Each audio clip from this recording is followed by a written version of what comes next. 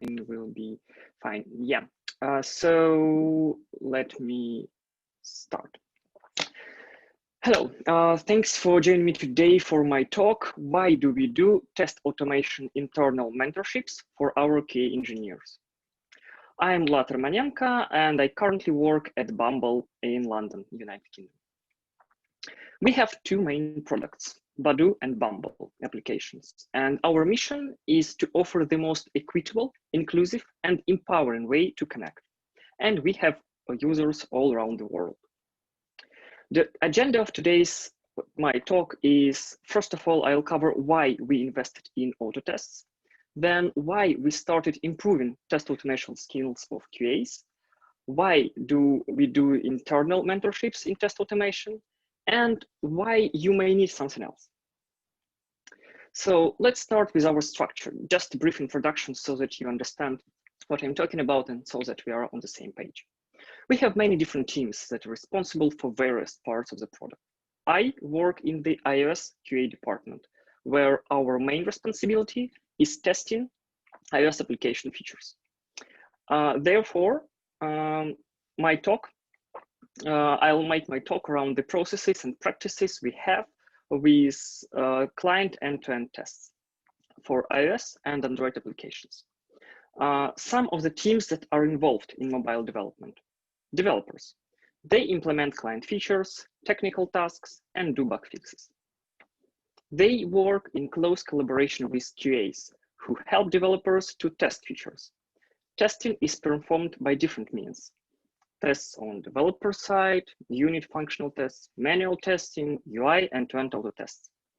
And to facilitate the latter, we have test automation engineers. They work with UI autotests and framework. All three teams interact between each other and with the other teams. This allows us to maintain the fast development and release pace. Our client applications have weekly releases. For the QA department, it actually means that we need to test the feature itself, integration of this feature into the application,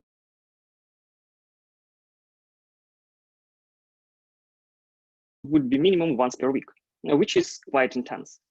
That's why a couple of years ago, we started shifting towards using autotests much more in our development and release processes. That would allow us to get all benefits that autotests usually provide. It's faster feedback, speeding up test cycles, and freeing time for exploratory and non-functional testing. This is where we begin our journey today. So we started using autotests more, and they were mainly UI autotests and the responsibility of test automation team. Step by step and test by test, our test automation team did a great job, and we got hundreds of end-to-end tests across multiple configurations, and they were running several times per day. We were missing scenarios for the essential parts, some of them, but already had a big code base to work with. And our developers,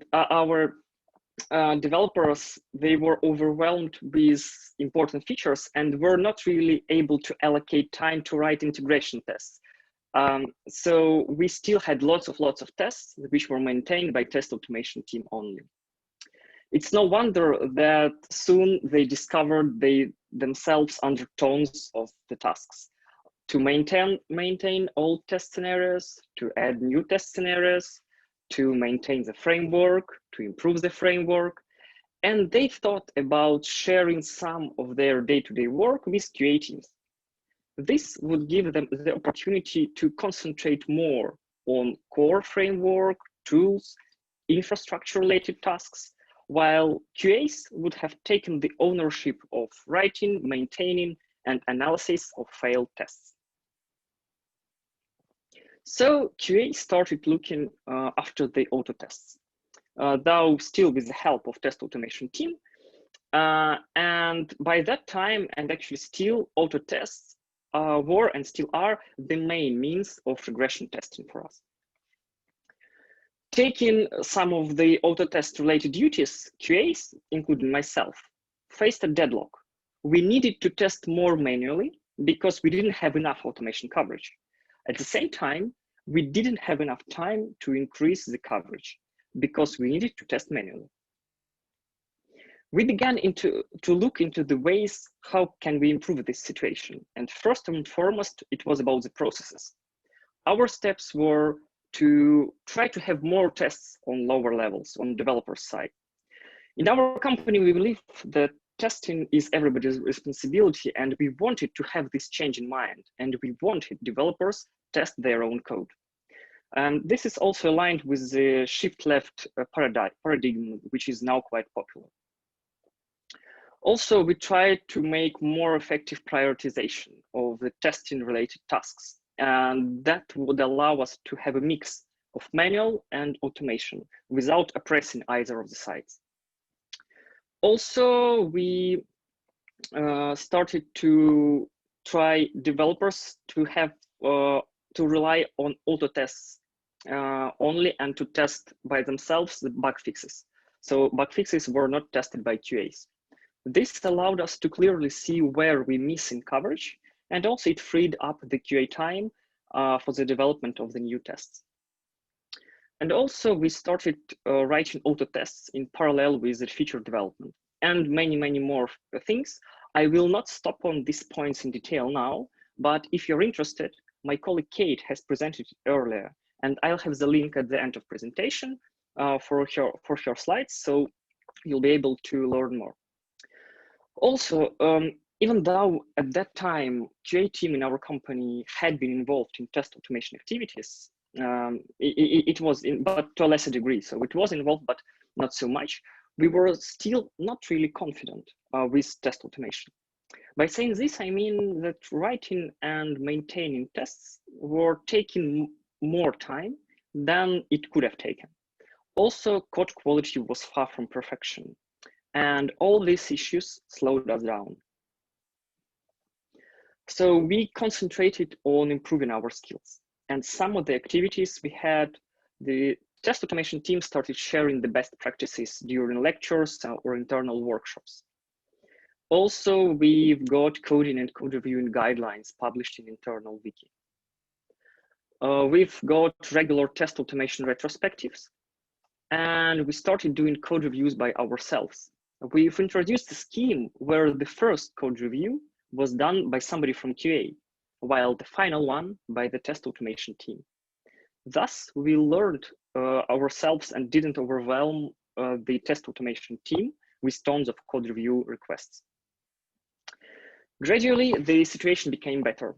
The percentage of QA time, of time QA have devoted to test automation and the quality increased a lot, while the time for manual regressions plummeted. I may have about 70% of time per month for test automation. It doesn't mean we completely skip manual testing, so-called manual testing. We still do it. What's more, for every feature, we have compulsory acceptance pair testing sessions where we check the feature together with the developer. Mainly, it was about getting rid of the time-consuming manual regressions and actually quite tedious regressions. Overall, the results of this switch were very positive. We were able to do more and to do better. The test automation framework was getting new features and becoming more robust. The test coverage increased, and tests were more reliable and less flaky. This is the next stop on our journey. Auto tests maintained by QAs, and test automation team works on the framework. Therefore, the intention was to make a shift in the same direction, another shift in the same direction.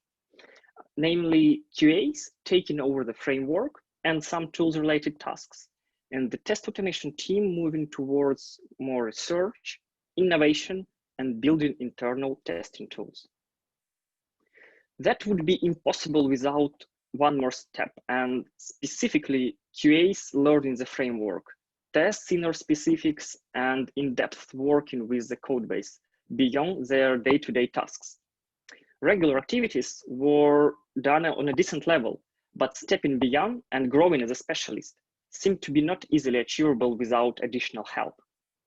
And also this task of going that goes beyond something more complicated and more complex can't be given to a person without any prior knowledge or any prior training. And our decision was to try an internal mentorship in the test automation team for that. This approach was chosen as the most efficient in terms of time and profit. In comparison, for example, with dedicated mentors for each QA, which is hardly possible. We would need plenty of test automation engineers for that. Now I'll show you how it works on my personal example. And the set of activities for the trainees during this mentorship is pretty similar. So following me in my mentorship, you'll get to know how it's organized in general. I joined test automation team sprint 2 weeks and had to participate in all activities: stand-ups, estimations, retros, technical kickoffs, along with the automation team. And my other non-urgent tasks were either postponed or reassigned. It was discussed with the manager and it wasn't an issue. The important part was before COVID-19 that I sat together with a test automation team, because at my own desk, I would be more focused on testing features and features delivery. I can be easily distracted by non-automation duties. And on the other hand, when I sit together with test automation team, they get to know, so I get to know the mindset of test automation engineer. I get a chance to ask questions right there during coding.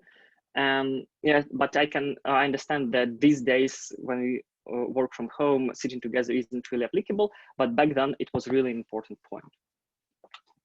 And of course, I got a challenging test automation project, the one which otherwise I will not be able to do on my own.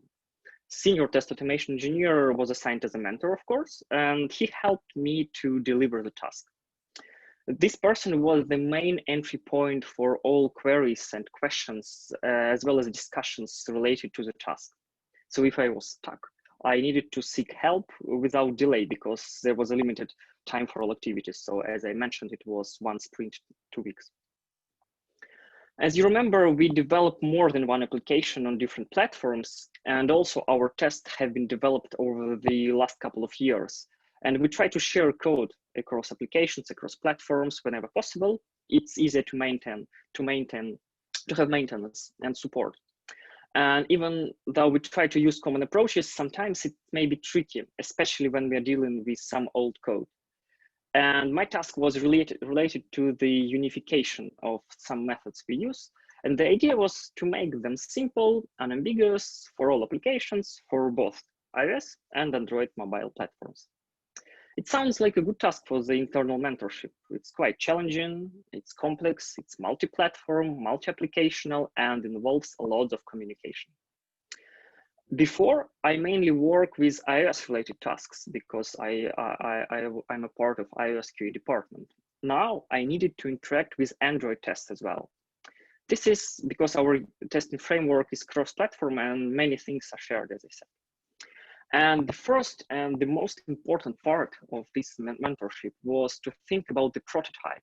And this was the point when the mentor's help was essential. We had a session of pair design where we've done a schema that we wanted to try. And shortly after this prototype was ready, I started the migration, I started the unification and using the new approach. And it's actually assumed that during the mentorship, you create a proof of concept. Later, it will be transformed into a bigger task, and the former trainee who participated in the internal mentorship would become the owner of this task. And this ownership is a great practice as well. It helps to try and learn many different things that otherwise QA or any other engineer would miss. And as I said, so the proof of concept was ready, and actually the sprint ended. And it was important to do the following after the sprint ended. First of all, to think about finishing the migration. Otherwise, it was all in vain. It involved transferring the knowledge to the person who will carry on with the migration, or at least leaving the comments and leaving the notes. So we've conducted an intro session, we've communicated throughout their further work, or via code reviews. And also I've tried to clearly define the scope of the future work. Also, it was important to share the information about the work that was done so that everybody from QA team, from test automation team, they can use the new approach, they can benefit from it. So I've sent an email and later made an internal presentation where I've explained the new approach. And since it was essential because migration wasn't finished, so we still had a mixture of old implementations and new implementations in our code base. So it was confusing if we tried to follow the new way without any explanation. Also, it was important to monitor the tests, and if there were any unexpected failures or tests became flakier, fix them. We had a few configurations and quite large test suites, so it's hard to be 100% sure that nothing had been broken. And also after the sprint, we had a retrospective meeting where we've discussed how did the mentorship go, what was fine, what could be improved in the future. We talked about both good, did we achieve any extra goals and what went well, and not so good points, both for trainee and for the test automation team mentor. It was important for the mentor to receive this feedback because it will help the mentorship process in the future, and it can be enhanced and it can be adjusted. Since I was a trainee, I'd like to highlight in this talk the mistakes that I've done. So first of all, I did not fully benefit from being among the test automation engineers. I didn't ask a lot. I was more concentrated on the delivery of the task. I tried to do everything on my own to show that I'm capable of doing it. And I meet the expectations that I myself imagined. The solution here is not to be afraid and to ask, to discuss, and so actually fully benefit from being in the team. Second mistake was that so during the concept discussions, during code reviews, I wasn't really able to counter the proposed solutions and edits. This is because I didn't feel confident enough, and I realistically did not have enough experience in test automation. Generally, I tended to agree with whatever suggested by senior test automation mentor. And the solution here is to try to have your own opinion. Probably prepare for technical kickoffs more. Otherwise, you won't really learn the things. You'll just interpret after someone else. And finally, the third mistake I want to highlight today is I wasn't accurate enough with my estimations.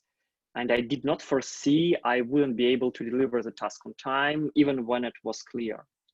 It was related to the previous point. I was afraid of not meeting the expectations. Solution here is to make the correction to the estimates when it's evident you need more time, and communicate it clearly to the mentor or manager without being afraid of any kind of punishment or blaming. But it was really good that all these points, they were mentioned, they were discussed during the retrospective, and they could be avoided in the future. And after some time, and based on the experiences from the past internal mentorships, we've come up with a manifesto where all goals and all expectations are listed. So manifesto is as follows. So focus on learning over strict time-bound delivery, interactive discussions over working in silos, early and regular feedback over end of mentorship retro. While there is a value on the items on the right, we value the items on the left more. This manifesto was needed as not always people, including myself, have taken the advantage of the mentorship. They were a bit shy to ask questions, considering the questions are not really clever, or people were trying to solve the problem for too long without seeking for aid. And we are approaching the next point of our journey, where QAs work with the framework and test automation team researches, innovates, and builds internal testing tools. We are not there yet. We still need to move there, but we are trying to move towards this goal.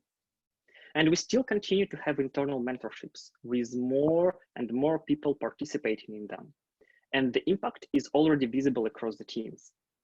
Our aim is to let every QA engineer to be a trainee at least once. And to achieve this, for every new sprint, for every 2 weeks, we endeavor to have a trainee, well, it's not always possible due to workload. And in our company, internal mentorship is the opportunity that is given to everybody, regardless of their current level and skill set.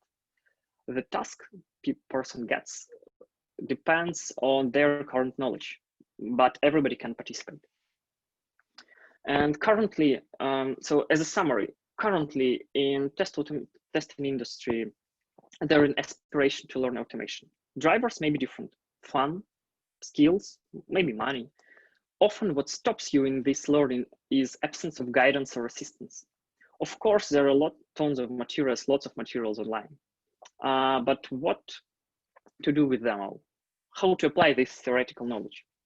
So internal mentorships and working with the test automation team is a great chance to learn from the experts. Trainees, in our case, completely plunge into test automation activities. And it's an opportunity not just to learn techniques, but also to develop a mindset of research and mindset of innovation in the test automation world. It allows seeing from inside what test automation team do, learn from them, and afterwards share the gained knowledge with the rest of the team. As QAs, we are also moving towards being more independent and capable of doing more complex tasks. At the same time, I understand that it may not always be possible to organize internal mentorships for QA engineers who want to learn or who want to dive deeper into test automation, especially if you work in a smaller team, or if you're limited in time or do not have a dedicated test automation engineer. What to do in this case? This is for sure a topic for another separate talk, because we need to take multiple factors into account. It's project or product specifics, your previous experience, tools that are available, languages, etc. Here, I'll just list some of the ideas which you could consider trying. So to begin with, if you feel lack of confidence in the basics of computer science, you can have a look at the free online courses by Harvard University. I'll share the presentation later, so you'll have all these links active. Don't worry. Then, if you want to improve design of your autotests, the book X Unit Test Patterns can be really handy. Speaking about the code of the tests, many of the references that developers use can be used by you as well. For example, Martin Fowler website. And specifically in our case, because our tests are on Ruby, the book Refactoring Ruby is a great reference. Also, testing communities, for example, like Ministry of Testing, can be good if you're looking for some advice or mentors. Finally, do not hesitate to ask online. It's hard to underestimate the usefulness of Stack Overflow. And also more useful links. So we'll find lots of useful information there. So it's our tech blog and the talk that I've announced earlier. It's how we improve delivery speed by my colleague Kate. Thanks for joining today. I'm ready to answer the questions if you have any, or feel free to find me later on social media. I'll share the slides straightly after the talk on the page of Meetup, so you'll be able to access them. Thank you.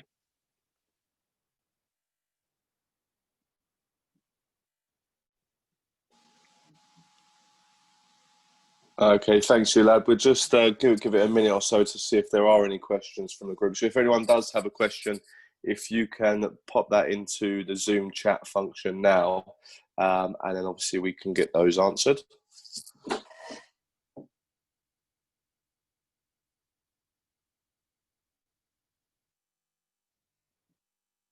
Okay, I think I can start answering the question. I saw the first one is, how are you measuring the success of your program to scale? So I can say that so we do not have any metric, let's say, like strict metric. We need to have, I don't know, for example, increase in amount of tests, or like you need to write tests for within 1 hour instead of 2 hours. So it's more about the overall improving of our team at the whole. So we, as I said, we have retrospective sessions. We see if people feel that this internal mentorship do not work, or if they feel that, let's say, and it's both for those who are training and for those who are mentors. So we try to improve it. So we still have them. So for us, still we believe that it's a successful attempt.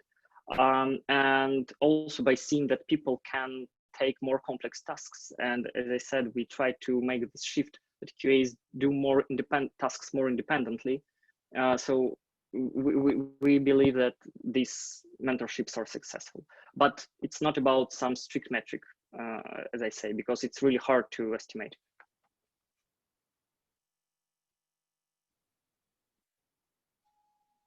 Excellent. Thanks for that, Ulad. It looks like there's no other questions as yet, but if anything comes through, if anybody else would like to ask a question, we can try and come back to that at the end if you just highlight that on the chat for us.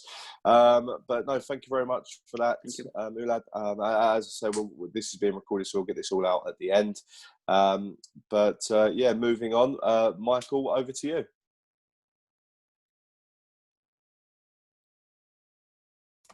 Over to me. My goodness. I have to apologize for my somewhat decrepit condition. Anybody who has been involved in trying to give online presentations lately knows that there's two forums for them.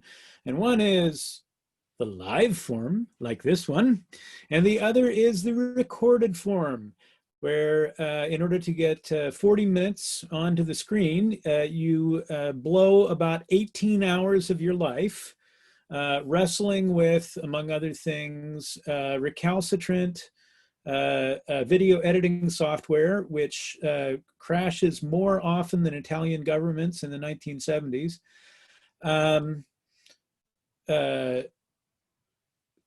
Jangled thoughts and ideas about what you're going to say, and difficult communication between yourself and people who don't speak English. If you've ever done this, it'll be familiar to you. That's where I'm at. So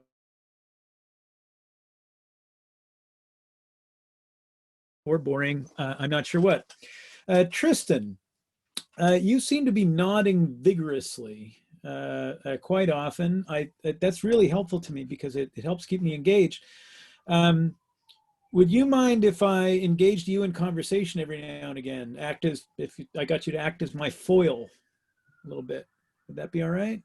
That would be fine until 1 p.m. my time, friend, because then I have to run to another meeting. I just came to say hi as well, but I will nod enthusiastically up until that time. 1 p.m. your time. You must be in where are you? You must be in Central Time? I am now. Yeah, I know. I guess because it's after 1 p.m. here. Well, we'll miss you when you're gone. How about that? I got you as long as you need me, friend. I suppose I should share my screen so you can see my lovely title slide. So that's what we're going to talk about today. We're going to talk about the logic of verification, and we're going to talk about big ideas. What's the big idea today? The big idea is, well, we talk about validation and verification and testing quite a bit. There's a lot of sort of blah, blah, blah about it, but I don't see anybody doing a deep dive into what it actually means. So I'll start with you, Tristan. What does verification mean to you? Acknowledgement. Acknowledgement. Mm-hmm. Anybody else? Alexander, Ashley, Ulad. So just checking, probably. Let's start from it. Just checking. Yeah. Well, yeah. Go ahead. What does it mean to verify something?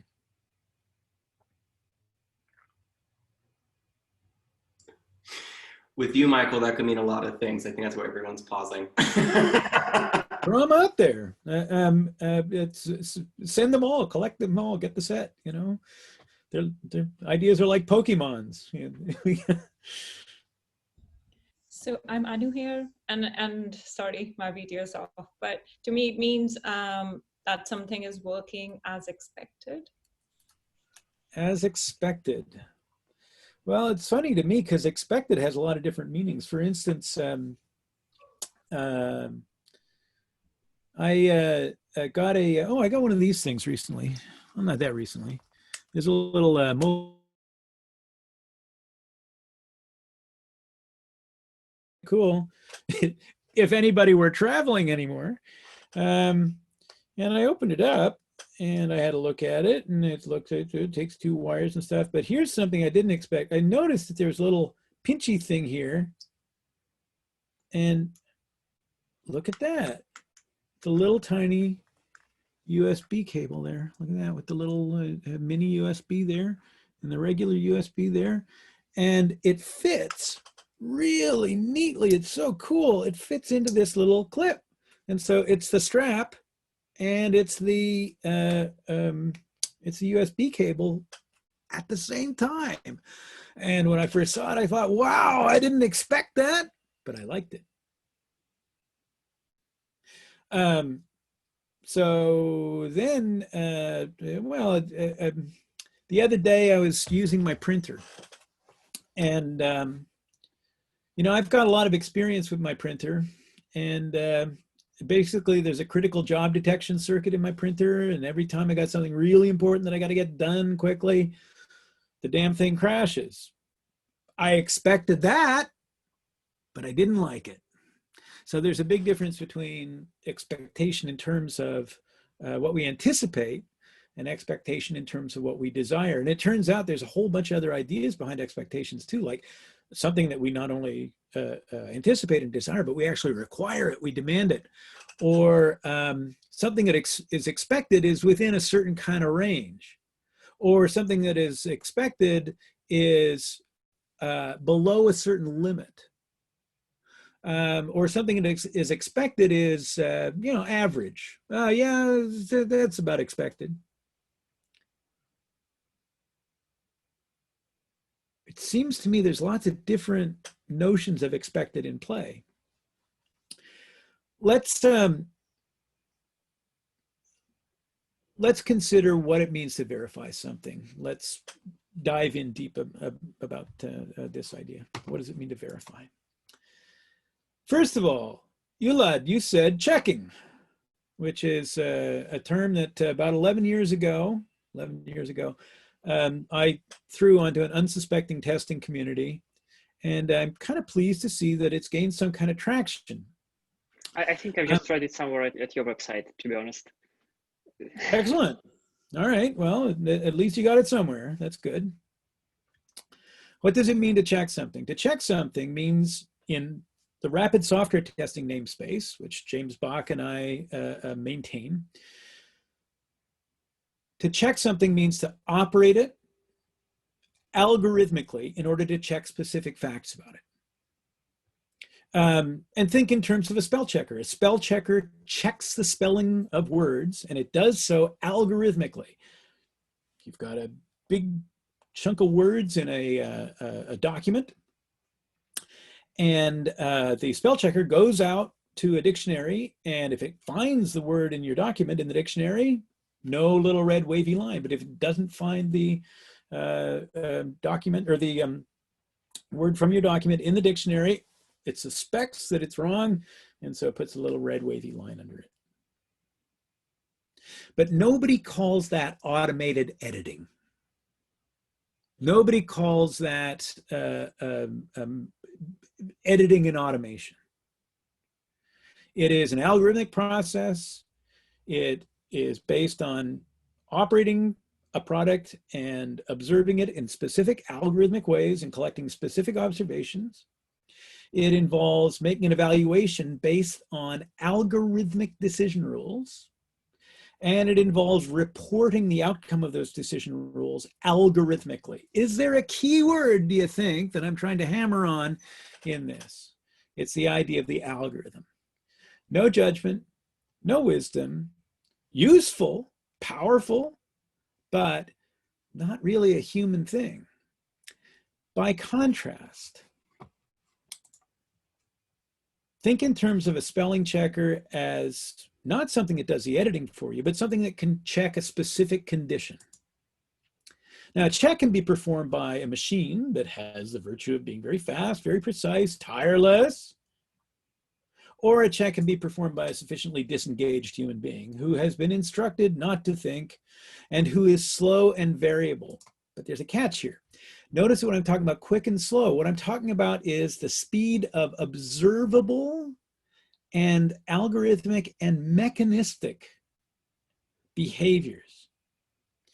The machine cannot recognize problems that it has not been programmed to recognize. And I think that's a problem. I think that we are overdosing in software testing. I think we are overdosing on a very developer-oriented and very algorithmic approach to finding problems in the product. And the problems that we're looking for are problems that matter to developers. Now, that's not a bad thing. That's not a bad thing. But for the overdose that we're getting of checking, we're getting malnourished in looking for problems that matter to people who actually use the product. That's phase one of a rant that we might see in a little more detail later on. We've got to consider checking as something that happens inside testing, something that's a part of testing, but something that is not testing in exactly the same way that chopping is not cooking. Heating something up is not cooking. Cooking is a social process. We can get a machine to chop, we can get a person to chop, but to prepare a meal for somebody is a social process, and testing is that kind of thing. Checking is focused on demonstrating that something can work. It is not terribly well focused on finding problems that matter in the context of the product's use.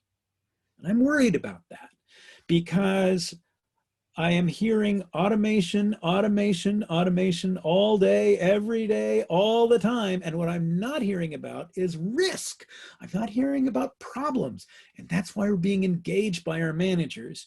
We're being engaged by our managers because they want us to find problems in the product that threaten its value or that threaten the on-time successful completion of the project. And checking is really only a little tiny part of that, it seems to me. It's based on confirming what we know or hope to be true, and it's not focused on finding novel problems, problems that we have not programmed the machinery to find. To find bugs that matter to people, we've got to do more than check the product. We've got to test. And what do I mean by test? I mean something in which checking is always embedded. Specifically, I mean that testing is, it includes checking, of course. Checking is a part of testing. Checking is operating a product algorithmically to check specific facts about it, but testing is something far more and far richer than that. Checking is evaluating a product by learning about it through experiencing it, through exploring it, and through experimenting with it. It's a process of discovery. It's a process of learning.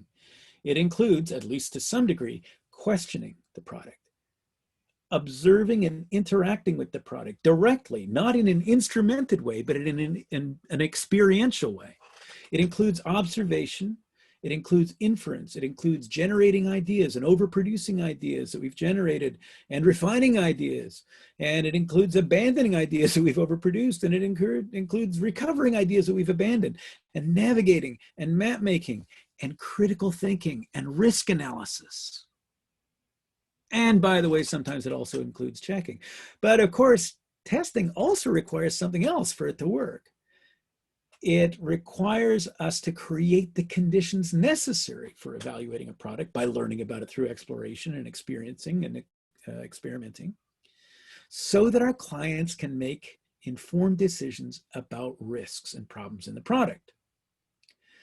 Where I think automated checking and verification are focused on are on a kind of shallow testing. Testing that's focused on finding easy problems. Testing that's focused on finding logical problems. Testing that's focused on finding functional problems, but not on whether people are going to like the product or not. That's something that can't be verified, as we shall shortly see. Testing also includes developing the skill, the motivation, and the reputation for creating the conditions necessary for evaluating a product by learning about it through experiencing, exploring, and experimenting. And if the information that we discover, if what we've learned about the product is useful, that's part of helping our clients make the product better. Testers don't do that, by the way. We don't make the product better. We don't fix the product when it's broken. We don't code the product. We don't set the budget or the schedule. We don't hire or fire the developers. We don't make the product better. We help the people who do make the product better. And I think that's great. I think that's a noble, wonderful thing to do. All right, so what are we talking about? When we're presented with a product, we have a product of uncertain quality. Let's call that product product P. Isn't that clever? Product P. And if we want to evaluate P, one way we could do it is to put it inside another system. And we'll call that C for checks. So P is embedded inside C, and a C is a mechanism for checking it. And we designed C to provide some input to P, to operate it, to press its buttons, as it were, to observe it, to compare the output to a specified, predicted, desired result, and then to report on the outcome of that comparison. Now, after that, some people might be tempted to think, okay, so if C reports no problems, then we verified that P is a good product. And then if C reports problems, we have verified that P is a bad product. But what is actually going on? Because it's a lot more complicated and a lot more subtle than that.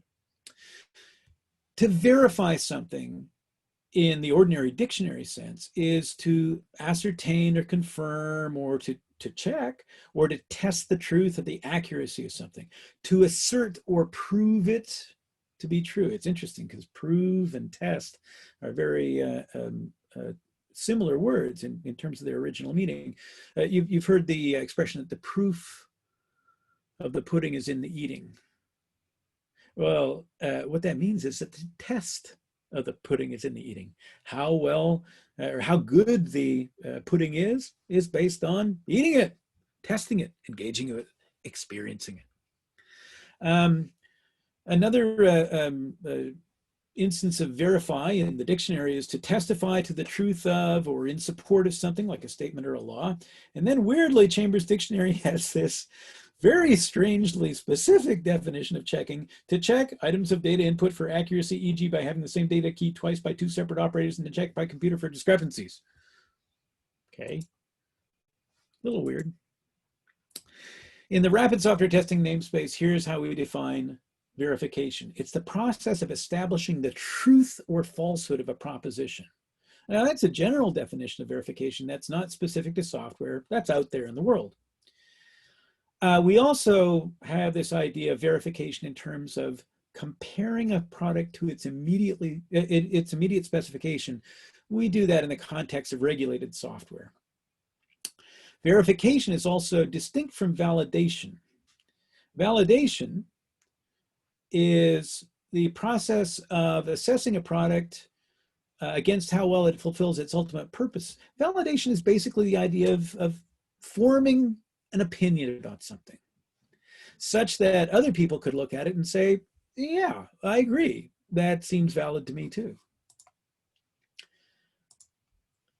Verification depends on a bunch of conditions. First of all, something exists. Some of what exists can be known.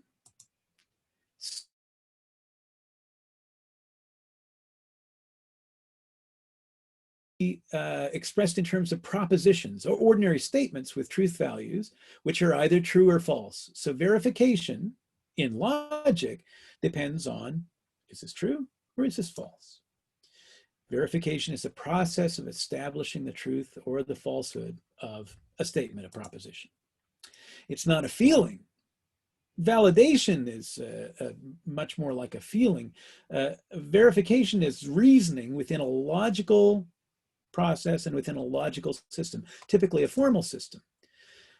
For example, we can verify that x plus y equals 10 because it has a truth value, and it can be verified as true or false, but there's some conditions on that. It can be verified if the value of x is known and the value of y is known, and if they are numbers, and if they sum to 10, or if they don't sum to 10, and if the conventions of regular everyday arithmetic apply. So we can get a machine to do that. X and Y may have a truth value, but that truth value may not be subject to verification if the conventions of arithmetic apply, but we don't know what X and Y are. If we don't know what those values are, we can't verify that X plus Y equals 10. X plus yin yang does not have a verifiable truth value if the conventions of mathematics apply. We chose that symbol for this little presentation because it looks nice and it starts with Y, but the symbol doesn't stand for anything in particular. The symbol has to be hooked up to something meaningful, something that it represents in terms of something mathematical so that we can evaluate and verify its truth value. Here's something that we can't verify. We can't verify will work. We can't even verify did work. All we can verify when we run a check on a product is it appeared to work. It seemed to work. When we say that something works, what we really mean is it appeared to meet some requirement to some degree in some circumstance. So in a non-trivial system, we can run lots of checks to verify that x plus y equals 10. We can verify that that's true, and we can do it 10 times in a row.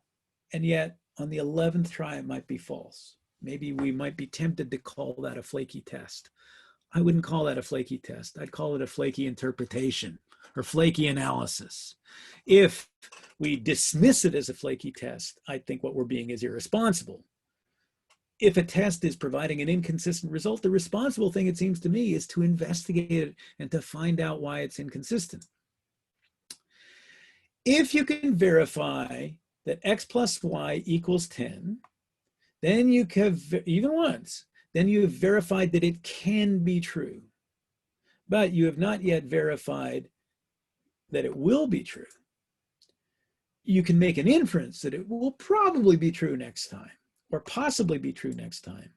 But unless you check every possible state of the system, including possible states that you don't know are possible, you cannot verify that x plus y equals 10 will certainly be true. That is to say, you cannot, through verification, through checking, show that your product works. You can only show that it did appear to work on some occasion. So when you're making an inference that the product works because you performed a verification on some input for it, what might cause your inferences to change? What might cause you to doubt that the product works? Another thing that we can't verify is statements about the future. Now, well, we could actually. We could verify a statement about the future. We could say, if we wanted to verify that customers will be satisfied with this product, we could get ourselves a time machine. We could go to the year 3000. We could visit the customers of our product who are still alive, and we could ask them, so were you satisfied with our product? And if they say yes, we will have verified that they were satisfied with it. Hooray! But we can't verify that without a time machine. And even with a time machine, we can't verify that in 3001, they will have said the same thing. Here's what we got. What we can observe might be knowable here and now, but we can't necessarily extend that. So we could say the product seems to be up and running. It doesn't appear to be in a crash state. But just because that's true doesn't mean that the product didn't crash in some way that's not visible to us. It doesn't mean that it won't crash if we try it with different data. It doesn't mean that it won't crash right now if I move the mouse or if I hit a key on the keyboard. It doesn't mean that it won't crash 5 minutes from now. What I care about might be timeless and universal. I want to try to figure out if in all times and in all circumstances, the product will remain crash-free. Well, that's not available to us, unfortunately. It cannot be verified empirically. Okay, moving on to the next slide. What I can observe is knowable here and now. I am able to read all the buttons on the screen. I can verify that. I can say, yep, there are buttons here on the screen, and I can verify that they're there. And in fact, I can even create a tool to verify that they're there. But that doesn't mean it's going to be true for all the buttons in the product at all times. It doesn't mean that it's going to be true for all browsers in every state. It doesn't mean that it's going to be true for every person. And it doesn't mean that it's going to be true for all lighting conditions. What I care about when I'm testing the product is, shall the product be reasonably easy to use? And that can't be verified, except with relation to a specific person, where we ask them post facto, was it reasonably easy to use? And they'll say, yes, it was. And then we tell them about a hidden feature that they didn't know about it. And they'll say, geez, I didn't know about that feature. I guess the product was harder to use than I thought. That can't be verified empirically either. Just click. I'm clicking and nothing's happening. Oh, there's an invisible button. What do you know? All right, here I'll go. I'll advance to the next slide. What I can observe is knowable here and now. I can recognize a login prompt and I don't see anything wrong. I can verify that there's nothing wrong that I see, but I can't verify that there's nothing wrong. I can't verify that it'll be true for every circumstance in which the login prompt will be displayed. I can't verify that it'll be true for every browser, or that all the stuff on the client side will work properly and all the PHP on the server will do all the right things at the right time. What I might care about is that the system shall always be in the appropriate state after logging in. And that can't be verified empirically either. It can't be verified through experience. But there is something that experience can give us. It can give us something that checks can't give us. As I've wandered around the web, as I've looked at classes that are being presented and provided on automated checking around the web, there's one thing that I've seen that must surely to God be the most thoroughly tested part of every application. And that is, can you log in? So we have these automated checks that log us in, and they might even do it hundreds of times thanks to GEMPUB, that is getting machines to push buttons. We can get the machines to push buttons and get it to log in, and it returns a result, verify that the user can log into the system, and it logs in. Huzzah. But as a tester, that doesn't interest me very much. As a programmer who's trying to make progress and wants quick feedback on whether I've broken anything in the login stuff, well, this is a sort of first order check of it, but there could be a lot wrong here. Let me show you what I'm talking about. I, having been irritated by the login example, decided that I would try to map out some of the things that I might want to know were I testing a login function. And here's what I came up with. Will an authorized user be able to log in? Will the user have access to resources that he or she is permitted to have access to? Will they be prevented from getting to forbidden resources? Will an unauthorized user, like a hacker, be able to log in? Will they be able to use via a vulnerability or via brute force approach? What if it's a previously authorized user and they're still able to log in when they're not supposed to be? Maybe the system is vulnerable to some form of attack. Maybe it's vulnerable to SQL injection, or maybe it's vulnerable to cross-site scripting, or maybe a user can be fooled by something on the site that will fool the user into revealing his or her credentials. Maybe it'll be like the thing that happened to me with Verified by Visa a few years ago. I was buying an airline ticket, and I got onto my airline's website, and it pitches me over to Verified by Visa, which is a little service that allows Visa to store your information. It keeps a cookie or a token someplace, and all you have to do is push a button, and you do a quick password verification, and it does the whole form fill in for you. But that site looked so amateurish. It looked like it came from, the World Wide Web in 1945. It looked like, honest to goodness, it looked like something that had come from many years ago. It looked like a hacker had taken over my airline's website.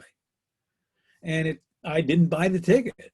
I called up the airline and said, what's going on with this? And they told us, well, we've been getting that a fair bit, because this had not been looked at, it seemed to me. It hadn't been looked at by somebody with a critical eye. Well, I spent about an hour on this task, looking at single sign-in issues and looking at various quality criteria like capability, reliability, usability, security, scalability, performance, installability, compatibility, charisma, and then development-related quality criteria like supportability and maintainability and portability and localizability and testability. And then I thought to myself, okay, what would I have to need in order to test this well? And I cataloged a whole bunch of stuff associated with that, a whole bunch of stuff that I would have to learn in order to make this product more subjectively testable. And this is what I came up with after an hour of brainstorming and research. And what am I seeing around the web these days? You get to the login prompt, and lo, there be testing. It doesn't sound like very much fun to me. It doesn't sound very interesting to me. It sounds like a bunch of people writing programs to get machines to press buttons. What we can and can't verify is asymmetrical. We can verify that there's a problem for some person, because we only need one person saying, hey, I see a problem here, to verify that there's a problem for that person. But we can't verify that there'll be no problem for that person. And we certainly can't verify that there'll be no problem for any person. We can verify that the product does this at some time on some day in the lab, but we can't verify that the product will do it tomorrow. We can verify that the product did do something, or it appeared to do something, but we can't verify that it does do something. We can verify that the product does not meet a requirement, but we can't verify that the product meets all of its requirements. We can only verify that it appears to do that. We can verify that the product has crashed, and we can verify that the product appears not to have crashed yet, but we can't verify that it won't crash. We can verify specific facts that might have a bearing on the quality of the product, but we can't verify that it's a good product. So verification is checking.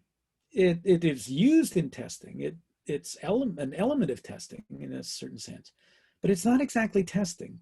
To say this product is very good is like saying, well, it's very based on these known variables, X and Y, plus it's based on all of our assumptions about the variables that we're not aware of. A variable 1, variable 2, variable 3, variable 10,000, variable 100,000. This is unverifiable, but we can test it. We can test it by interacting with the product and attempting to verify this fact. There's a problem that I can find here. We can verify that we've found a problem. We can verify that we've seen what appears to be a problem to us. To test the idea that the product is very good means to challenge that idea, to try to falsify it.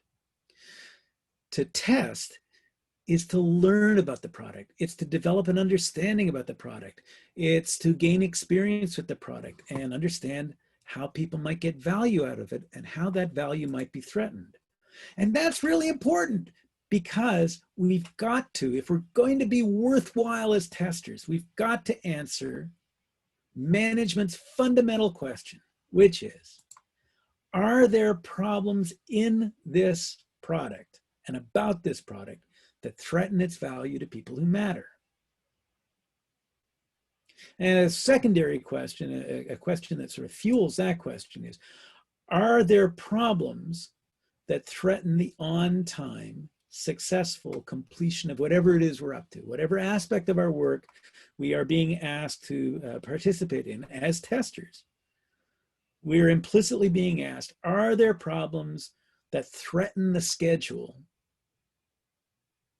associated with shipping a successful product?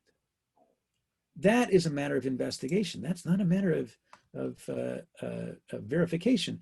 That's a matter of applying oracles and heuristics to answer the question, is there a problem here that we could detect? Now, a little bit of nomenclature for those of you who aren't familiar with some of these terms. A heuristic is a fallible means of solving a problem, a way of solving a problem that could work and that might fail. An oracle is the special kind of heuristic. An oracle is a special kind of heuristic for solving the problem. When I encounter a bug, how will I recognize it as a bug? So an oracle is a fallible means of solving the problem of, am I seeing a bug here?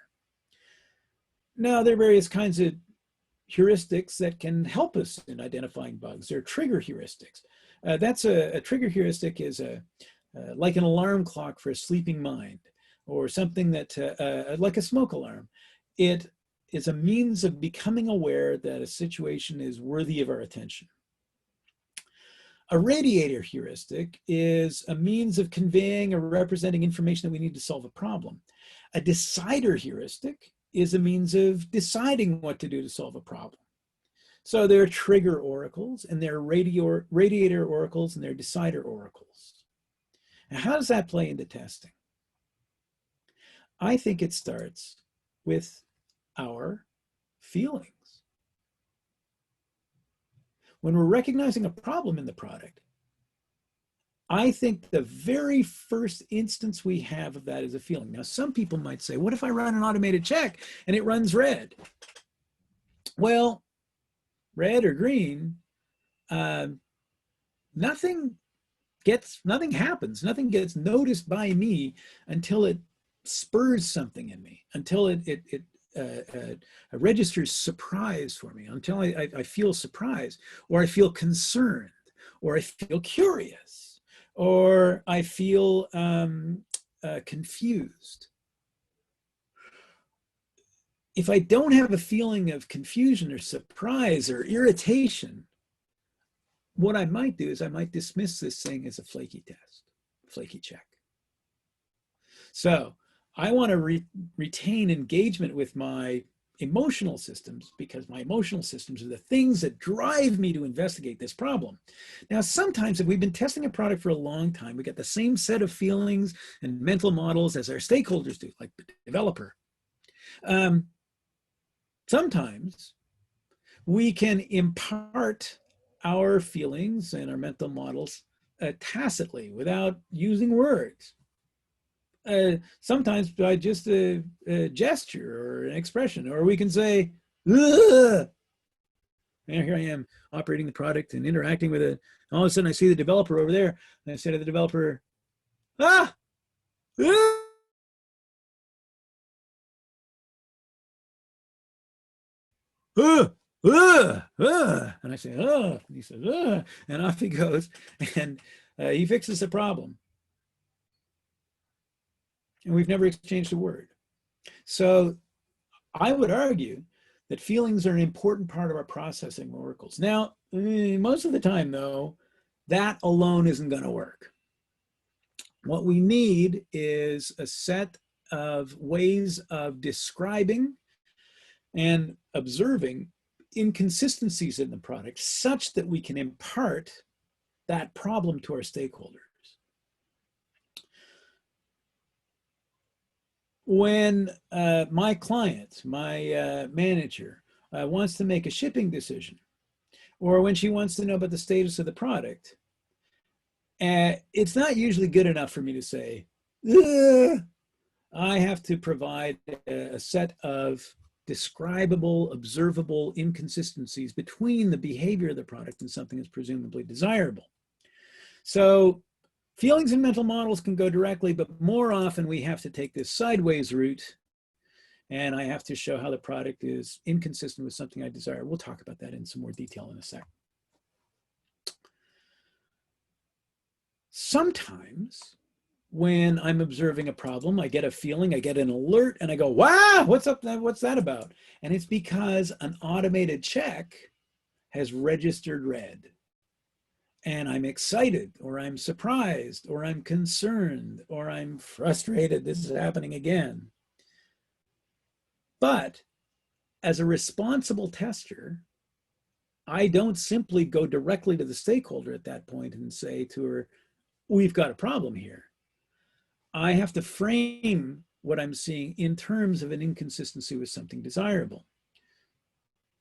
So rather than doing that, I go back up to my set of consistency heuristics, and then I can describe what I'm seeing to the stakeholder in terms of an inconsistency that matters. And sometimes I see an inconsistency and I go to an artifact like the specification, or I go to an expert user, or to a tool or comparable product, and I frame that observable describable inconsistency, and I go to my stakeholder and I get to this list. Whoops, jumping around. Here is a list of plausible consistencies or inconsistencies by which we might recognize a problem. What I'd like you to look at here is how few of these are associated with something that could be verified. Some of them can be, some of them can't be. If I see something in the product and I say, this is okay, but I've got something in mind for a way that it could be better. Well, that's not something that's subject to verification. I can't verify that I'm seeing a problem because of that. I'm going to have to make a social evaluation with my client, with my stakeholder. Now, I could say the product is consistent with patterns of problems that I've seen before. If I see it, if I've seen a problem like this before, I see it in our product, I can just frame it in terms of a familiar problem. But a lot of the time I see problems based on the fact that I'm confused about something, that I see a behavior that I can't explain. Well, I can verify that I'm seeing a problem, but I can't verify what the problem is necessarily. So if I'm unable to do that, if I'm unable to say this doesn't, if I'm unable to say this makes sense to me, then I can't really say that I'm verifying it. I can verify the existence of a problem here, but I can't verify that the product's okay. In some senses, the product can be consistent or inconsistent with things that we see or know in the world. Or the product can be consistent with previous runs of it. Now, that's something that we could verify. We could set up a check that runs on the previous version of the product and then runs on the new version of the product. And if we see an inconsistency, we say, problem. Except we can't verify that there's a problem in the product because the check cannot know whether the check is running red because it's out of date or inappropriate, or because there used to be a bug in the product that we've now fixed and now our check is running red. So we can't do verification of that. We cannot verify that the product is consistent with an image that the company wants to project. That's a human social judgment. One thing where we can use verification a lot is in operating the product consistent with algorithms, with comparable systems, with a framework that references a table of data that says, given these inputs, the product should produce this output. We can, to some degree, verify an instance of the product appearing to meet a claim, but we can't be sure that it's meeting the claim because a product can fool us. Until we've consulted every user, we can't verify that the product is consistent with what users want. And getting access to all the users is not usually available to us. We can compare the products, the aspects of the product sometime to other aspects of it. Purpose is something that is based on a subjective human judgment. We can't verify that the product is consistent with that. And we can't usually verify that the product is consistent with a standard. There's more to it than just an automated check that we can run. So verifications can be good triggers. A verification can alert us to the fact that we could see a problem, like a smoke alarm. But the smoke alarm we've got in our house, it doesn't tell us that there's a problem. Because every time I cook, throw something in the oven or grill a steak on a very hot pan, that thing goes off. It's not telling me that there's a problem.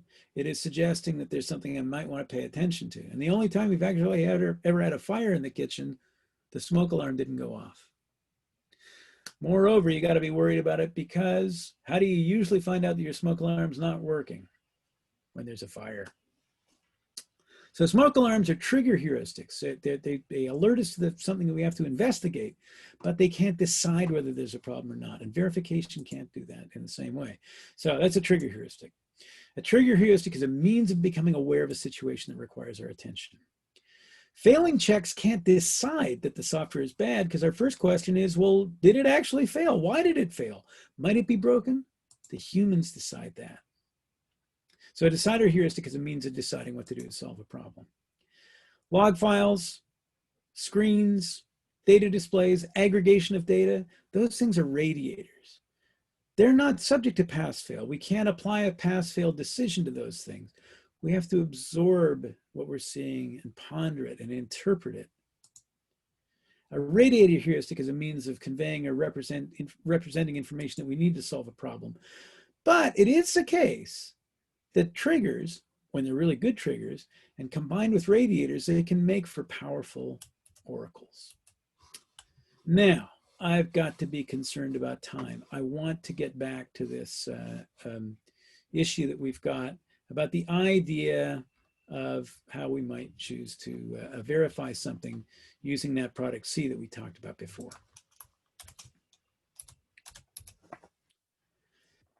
Product C reports P is good. If and only if C is good and P is good too, then that report is valid. So we got both P and both C, they're good, and they provide consistency with each other, then we can say that the report is valid, and we are therefore happy. If C is good, it will correctly report that P is bad when P's quality is indeed bad, and C's report saying that P is bad will also be valid. But there's a problem here. Code is often written quickly or under pressure or both, whether it's product code or check code. And it's tempting in a lot of places to believe, well, it's the product code that's important. I believe Ulad mentioned that at the beginning. The developers don't want to write check code. They want to write product code. It's more important. Customers don't see the check code. Who cares about that? But if that's true, any conclusion that we might make about P is super risky because the quality of P and C are uncertain. They're both software. Conclusions that we might make about P are even more risky when C is not being developed carefully and skillfully, when C is being developed by people who are not experienced, who are not critical, who are not having their code reviewed. And what I'm not worried about so much is checks that falsely run red when they should be running green. What really worries me is the runs that are running green when they should be running red. Because if C isn't good, it will incorrectly report that P is good, even when P's quality is bad. And that means that our report won't be valid. If C is not good, then C may incorrectly report that P is bad, even when P's quality is good. That's something that we would tend to call a flaky check, I suppose. It results in an invalid report. Unless we know C to be good, we can't be sure about the validity of the report that it offers us. Without investigation and analysis, we can't be sure of the quality of either C or P. We need a human evaluation here. And if you think that's bad, our troubles are only getting started, because C doesn't just report a single bit. Most of the time, C, the checking program, is a program that reports on a collection of hundreds or thousands of individual check results, as Ulad was referring to earlier today. And of course, there's dozens and dozens of conditions within P that we might be checking, and we get a report that's full of greens and reds, and the validity of the report is open to question. When a set of checks reports a failure, a responsible tester won't immediately report a bug. Instead, the tester has to investigate and ask, well, is this a real problem in the product, or is it a problem with C? Now, we've already seen that failing checks might not be valid, and we've already seen that passing checks might not be valid either. They're not always valid. So how does this play out? Well, a bad product might get characterized as bad because our checks detect real problems. And our response to that is, yay, we found real bugs. A good product might get categorized as not known to be bad because no problems were found. And at that point, we might say, well, yay, but a qualified yay, because we've got to hold it in our heads that there are lots of problems that checks won't find. Now, we might find that a good product gets incorrectly categorized as bad because one or more of our checks is wrong. That's a kind of type 1 error, whereby we would say, well, yay, the product is actually okay, but dang, we wasted some time. And we might have the problem of a bad product getting categorized as not known to be bad because none of our checks were good enough to detect its particular form of badness. We will probably consider our checks to be good if we believe that 1 and 2 are likely. That's about validity. If we believe that 3 and 4 are unlikely, that's not only about validity, that's about reliability. And we will consider our checks good and worthwhile if they don't cost too much.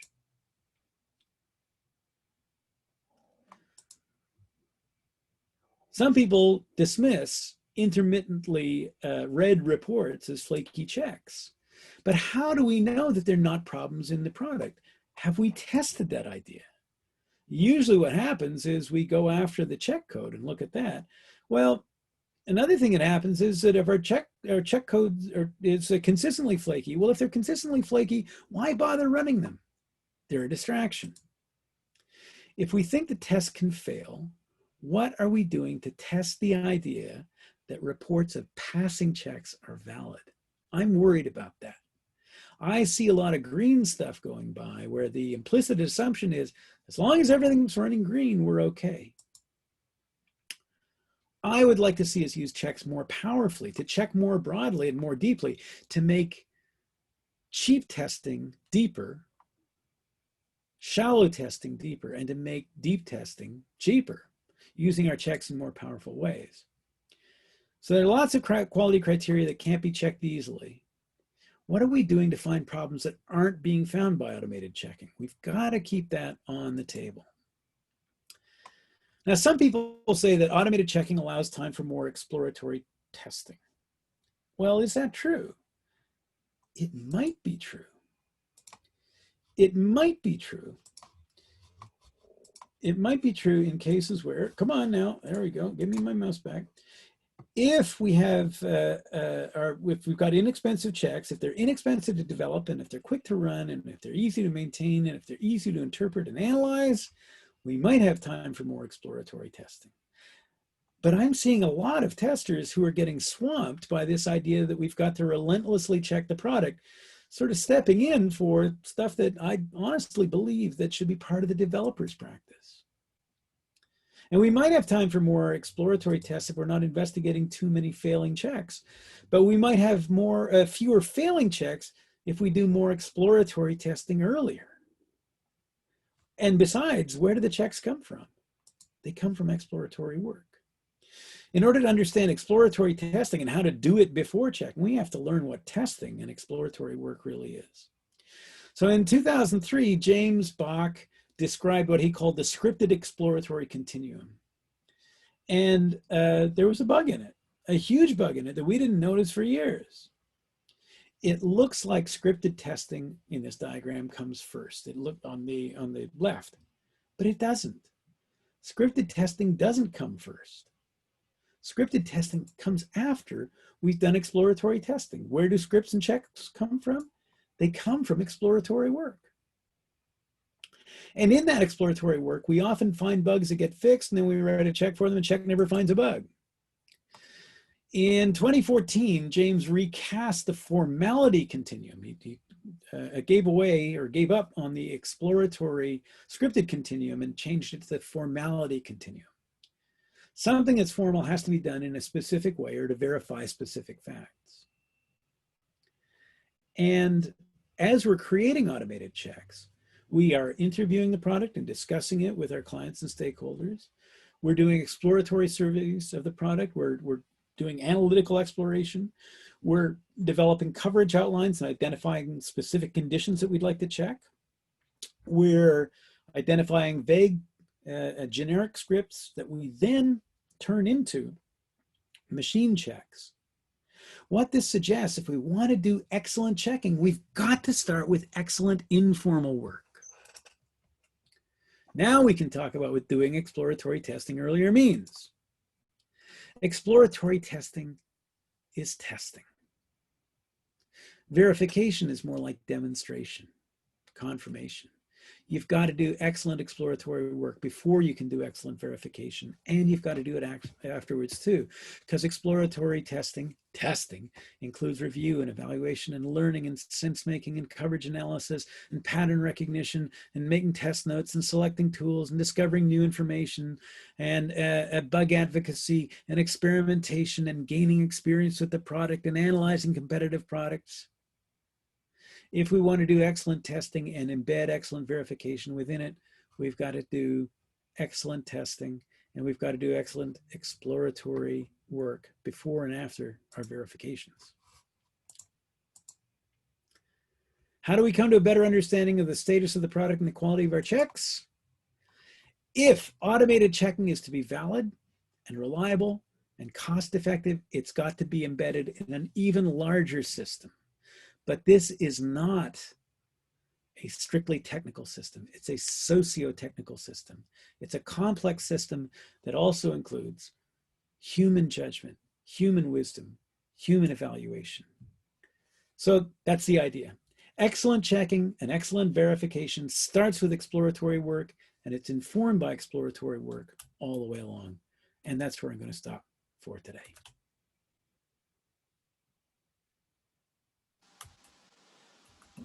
Excellent. Thank you very much for that, Michael. We'll just start. I can't see any questions in there just yet. So if we wait for a couple of minutes just to see if anyone does have a question to put in the chat box. We're running a rapid software testing explored class, he said in a word from our sponsor, next Tuesday for European time zones. And then we got one coming up for North American time zones, or for people who like to go to classes in the evenings. That will be on a schedule that's friendly to evenings in the UK and Ireland, in the British and Irish time zones, and later in the evening for those in the Central European time zones. Perfect. Well, with that, Michael, if you share those, if you share the links through to those with me, I can get that sent out to the group to see if anyone would like to join that, obviously in their own time. It doesn't look like there's any questions coming through, so I'm not sure whether that's just this is all something new or there's a lot of coverage there. We've got a bunch of automated checks running on Zoom right now. If you can ask me questions about anything, of course, it doesn't have to be about the logic of verification. It can be about anything you like. I'm happy to help people out in whatever way they like. And of course, you're welcome to contact me on Twitter or in mail if you have follow-up questions, if I'm a little overwhelmed by the whirlwind. Likewise, yeah. Any questions that do come through, whether it be from anyone that's been online tonight or anybody that's viewing the recordings, I'll share that with you as well, if that's okay, Michael. And we can hopefully get those answered. But oh, there we go. More. What was that? Oh. What do you think about UX testing as a replacement of QA-driven exploratory testing? Alexander, I'm having a hard time figuring out what you mean there. What do you mean by UX testing? I mean, like when you test by users, by real users. So like when you find some focus group instead of doing it by yourself, and like real users of your application, and you're just observing what they are doing. Well, I think it's a great idea to involve the users. That's one of the 9 families of test techniques that we identify in RST, which are, by the way, function testing, testing every function, domain testing, dividing and conquering the data, stress testing, flow testing, scenario testing, claims testing, user testing, that is where we involve the users or we simulate them systematically ourselves, risk-focused, risk-based testing, and automated checking. It's great to involve the users, but here's the thing. The users are going to be wonderful sources for confusion and exasperation, frustration. That's an important source of information about things that users may find irritating. And when I'm testing myself, I want to test like a user much of the time, but I also want to test like a tester. I want to look for the deep, rare, subtle, intermittent, emergent problems that users aren't necessarily going to be that interested in trying to find. I want to look for deeply hidden problems. And in a focus group, my experience is that people aren't determinedly looking for those kinds of problems. Users in focus groups aren't, for example, trying to stress the product out very much. They don't have the time to do that. They probably don't have the tools, and they don't have access to the depth of the application via APIs and that sort of stuff, unless they're programmers and they're using the APIs in the focus groups. So I wouldn't want to do it as a replacement to tester testing, but it would sure be a useful supplement to it. We can get lots of insight about how people use the product and how they approach it. Violetta, what to do if there's no chance to create fast and cheap automated checks? How to make faster feedback and not be overwhelmed with regression testing? Well, here's the thing. Why are we so worried about regression? Why are we so fearful about it? I think there might be one reason for it, one big reason for it. And that is that the programmers are being put under pressure to produce so many features so quickly that they are forgetting to impose discipline on their own process. Now, I remember my mentor, Jerry Weinberg, over and over would tell stories about people who say, well, do you follow a disciplined kind of program, but process? Do you do pair programming? Do you do technical reviews? And people would say, oh yeah, we do that. And he says, well, do you always do them? And they say, no. Well, when do you not do them? Well, we don't do them when we're under pressure, or we don't do them when there's a lot of problems in the product. We don't do them when we're out of time. Well, that's exactly the time that you need to be doing it, because where did that lack of time come from? It came from problems. And that lack of time came from trying to work around those problems and resolve those problems. So instead of doing the tests that you've done over and over again, what I would suggest is do new tests. Because most of the time, programmers aren't breaking the code that they've made to work before. Most of the time, what we're finding is novel bugs, new problems in the new code. But if you're worried about that, as a tester, what I would do is I would go shoulder to shoulder with the programmers to the product owners, to the people responsible for scheduling the product. And I would say, look, we're really worried that we're going so fast that we're losing track of what we're doing. We need time. And we need the opportunity to review what we're doing to reduce the risk that there are going to be problems in the product. Automated regression checks at the developer level are probably as good as they get because they're fast, they provide rapid feedback, and they're easy to do. What tears my heart out is to see testers who are spending inordinate amounts of time trying to throw tools at an interface that was designed for people. And doing so, by the way, in a way that tries to replicate what really bad testing would be like. They say, well, we've got a bunch of scripted manual tests, better that we automated them. Well, you know, if they're scripted tests to be performed by a tester, they probably weren't very good tests in the first place because they're repetitive, because they focus the tester on doing the same thing. They disengage the tester from his or her own agency. What I want testers to do is I want testers to experiment with the product. I want testers to experience it and to explore it, to increase the probability that they will find bugs that nobody stumbled into before. I am worried that regression testing is turning into a bit of a fetish in our business. Any recommended reading for improving exploratory testing? Couple of things. I'd read our blog posts, James's and mine. I would offer Elizabeth Hendrickson's book, Explore It, as a worthy book. It's not the book that we would have written about exploratory work. Elizabeth has a different approach to exploration than we do, and that's all to the good. That's a great thing, because one of the things you have to recognize when you're taking an exploratory approach is that it's not about how Elizabeth does it, and it's not about how James and I do it, it's about how you do it. It's about how you engage and interact with the product using your own agency, your own life experience, your own skills, tools that you choose. That's what makes testing exploratory. What makes testing exploratory is how much you bring to the table. Now, the other things you can do, for example, to help train your mind in how you might be fooled. So books like Daniel Kahneman's Thinking Fast and Slow, How Might I Be Fooled by a Certain Thing?